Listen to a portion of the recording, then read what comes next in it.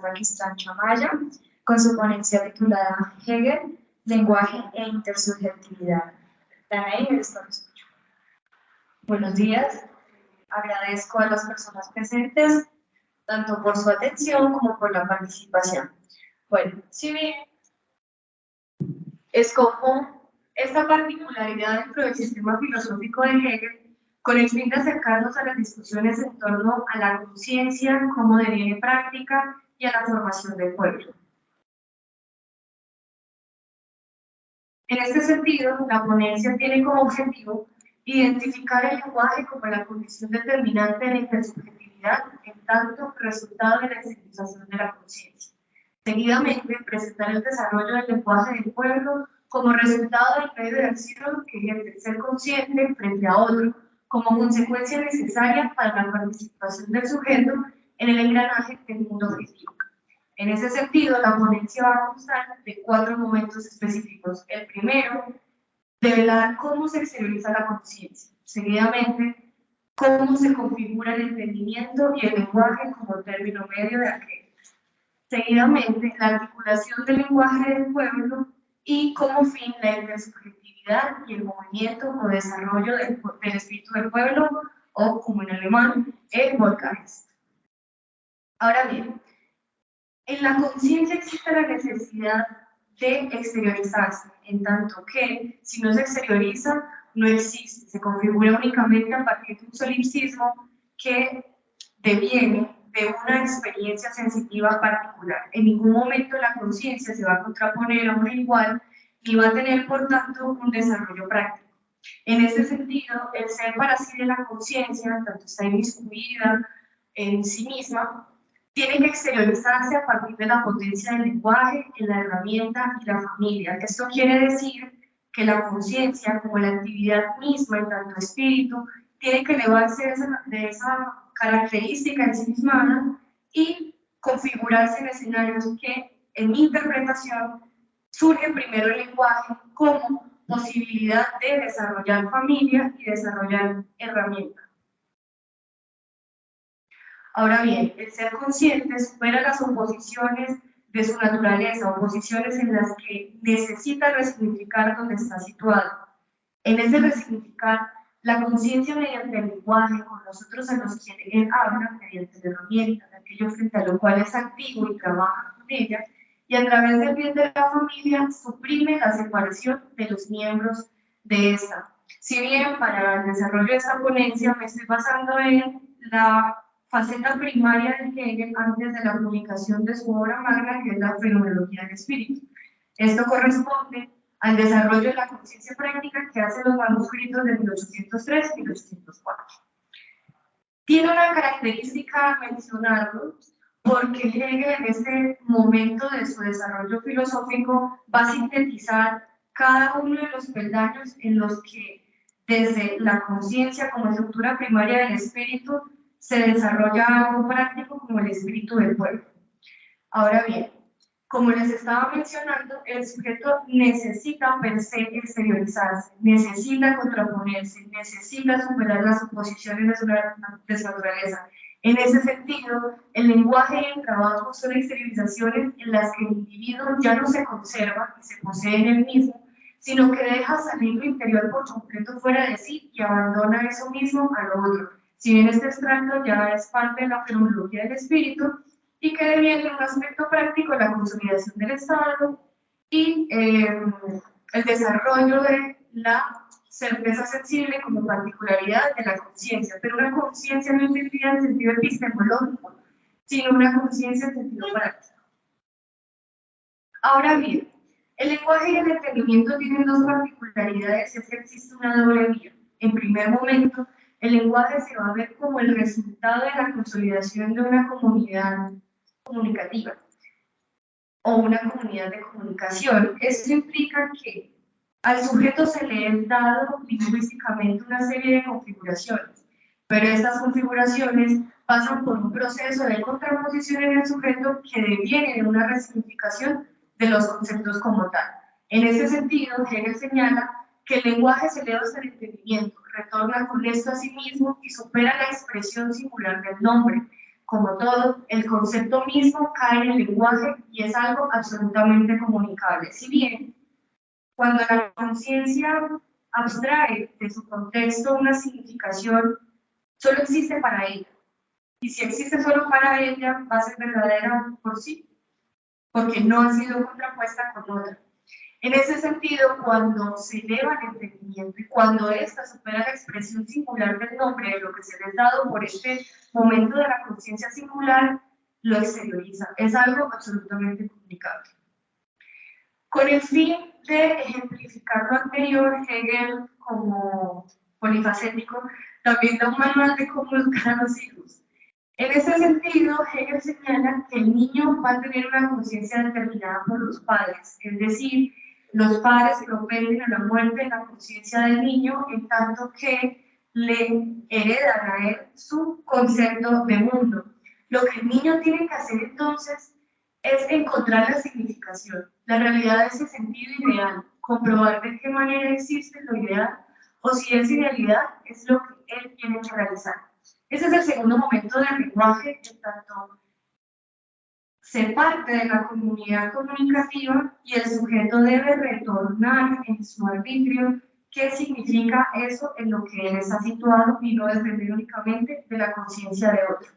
Si bien en Hegel es un rasgo particular pretender la muerte del otro o tender a la contraposición, esa es la tarea que el niño en sus etapas primarias está desarrollando. Más adelante, a partir de la teoría cognitivista, constructivista, pues Piaget va a desarrollar una serie de elementos que determinan en unidades específicas qué operaciones tiene el niño. Pero pues Hegel ya lo venía diciendo desde el siglo XIX.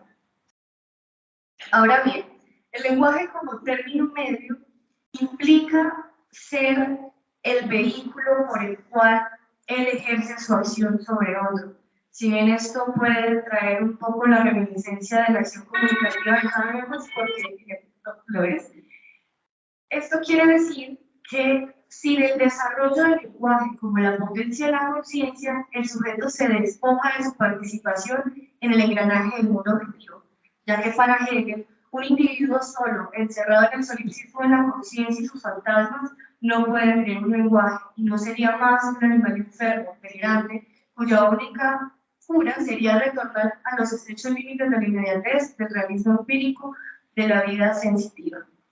Si bien nuevamente vemos cómo el lenguaje es determinante para la experimentación de la conciencia, por tanto, para la contraposición con el otro, por tanto, para desarrollar categorías en las que el sujeto es superior o no en el engranaje social.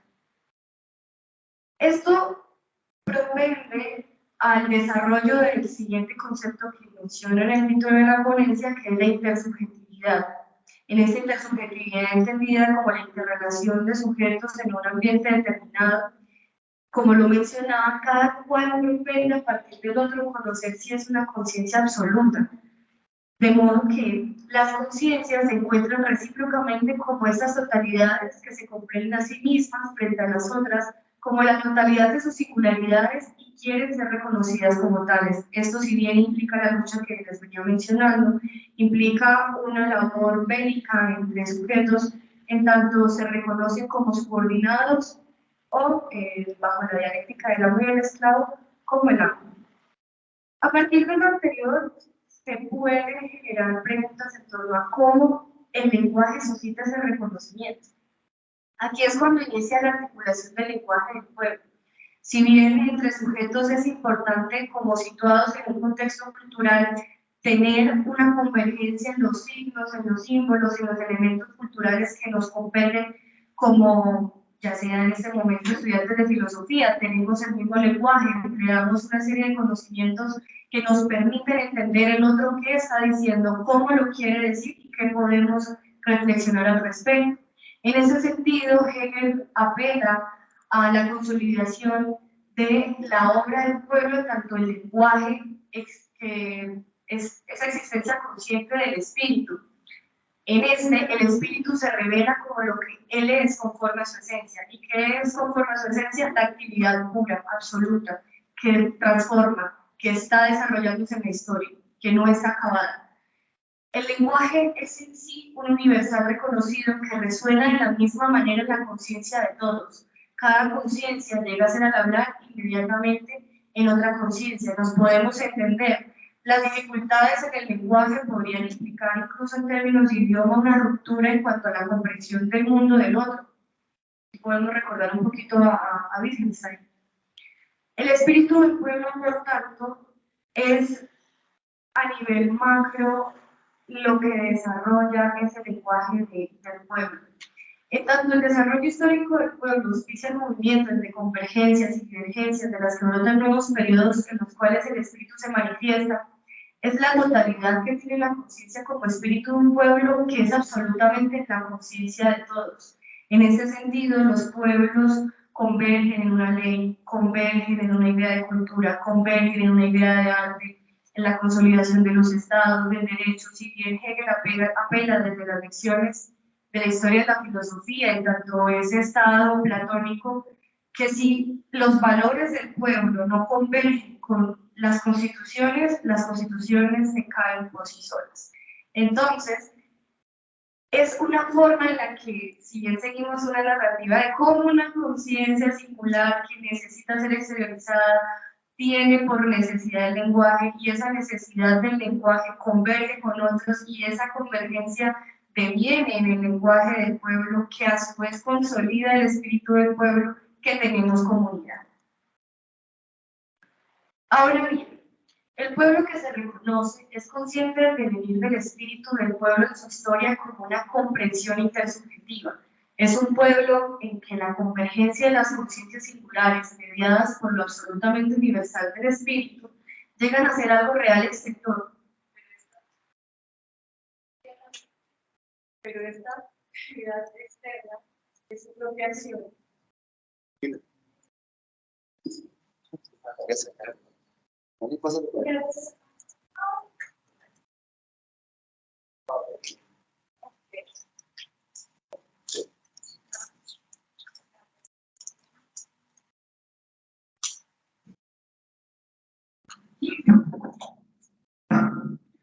Retomando,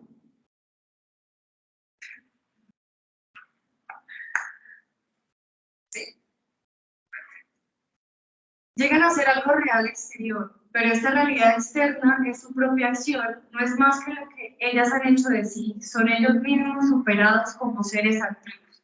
Son seres activos en el sentido de que, si bien les mencionaba en algún momento de la ponencia, el lenguaje deviene práctico en tanto que consolida la herramienta y consolida la familia. En ese sentido, el lenguaje termina siendo el medio bajo el cual los sujetos participan en un engranaje social a partir de una conciencia práctica que les desarrolla una serie de herramientas para, si bien el bienestar es una particularidad que surge a partir de la herramienta, a partir de la idea de trabajo, pero eso es resultado de un lenguaje universal entre los pueblos, de unas idealidades que convergen y que generan una serie de normativas y que permite que los ciudadanos participen o que consoliden una idea de engranaje.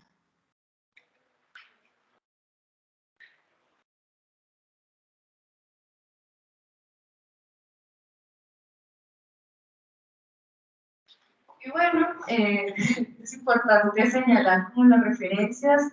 Julio sabe que es el traductor que nos ha permitido tener en español la primera filosofía del espíritu, que de hecho hay tomos que aún no han sido traídos al español lastimosamente. Hace un estudio introductorio en la obra donde habla precisamente de estos componentes del lenguaje y la intersubjetividad. Seguidamente, como les mencionaba, la forma sintética en la que a partir de la primera filosofía del espíritu se pudo tener unas nociones generales de lo que vendría siendo, a modo de spoiler, la fenomenología del espíritu. Y pues, como no, la fenomenología del espíritu.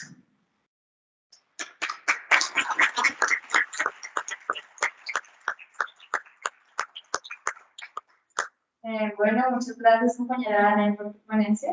Ahora vamos a dar paso a las intervenciones, las preguntas o comentarios que tengan respecto a esta.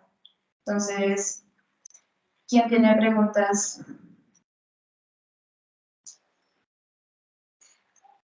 Hola.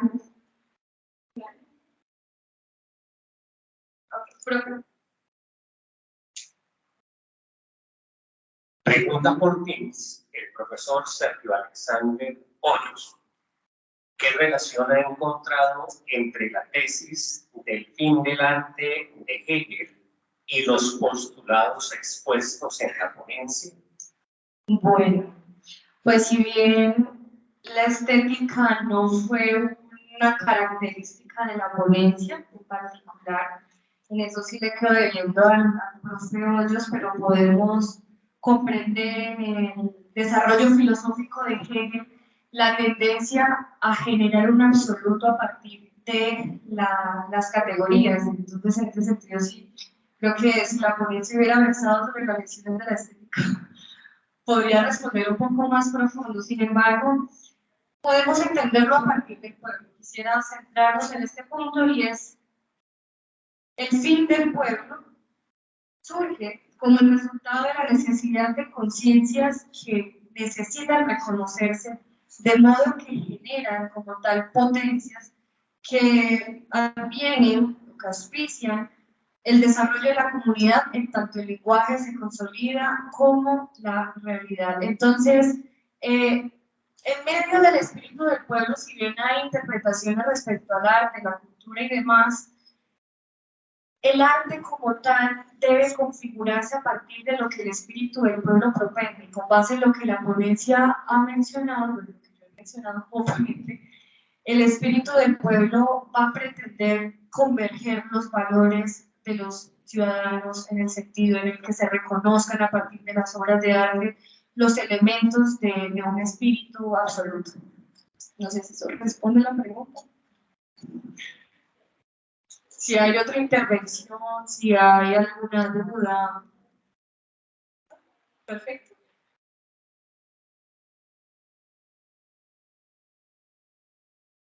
Dale. Gracias, Enrico. Ponencia, voy a darle. Mi pregunta radica en que hablas de cuatro, del pueblo de Oz, sobre cómo se puede, o sea, cómo las conciencias, la Red Science, interfieren una con otra.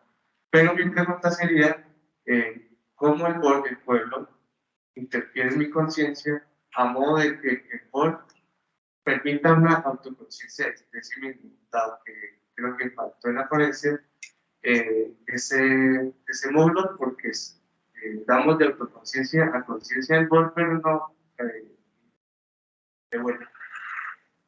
Vale, en continuidad con tu pregunta, Paul Geist, como tal espíritu del pueblo que venía mencionando, va a determinar las estructuras lógicas del sujeto, en tanto él, en primer momento, es un receptor de la información de su contexto. Al ser receptor de la información de su contexto, quiere decir que le da una serie de signos, una serie de símbolos que debe, como conciencia singular, resignificar para participar como sujeto reconocido entre conciencias.